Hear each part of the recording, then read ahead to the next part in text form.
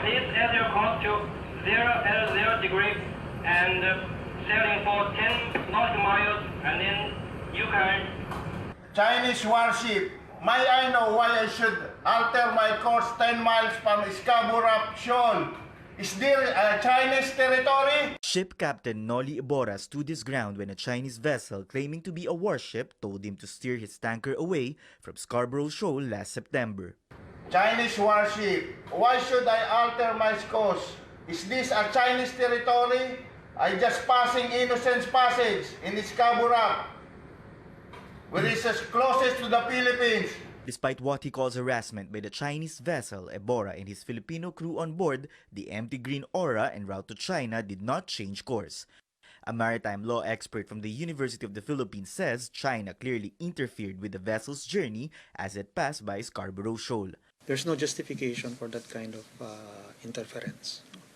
It is actually a threat to navigation, such kinds of sudden, unannounced, and threatened interference. But for presidential spokesperson Salvador Panelo, the incident does not concern the country. In a way, it does not concern us because it's not a Philippine vessel. Defense Secretary Delfin Lorenzana, for his part, says that since the ship was able to reach its destination safely, there is no need for the incident to be blown out of proportion. But Professor Batong Bakal says keeping silent over the issue means we are accepting China's claim that it owns Scarborough Shoal. It should be a concern because you have China openly and publicly saying that this area is under their jurisdiction. If you stay silent, it's as if you're accepting now, it's practically turning Scarborough Shoal over to China.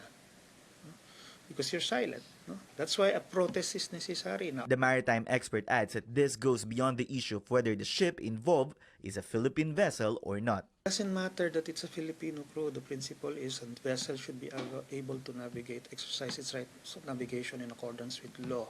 In another statement, Foreign Affairs Secretary Terry Boy Locsin Jr. says that making a big deal of the incident could put the livelihoods of Filipino seafarers at risk. So that should not be a consideration.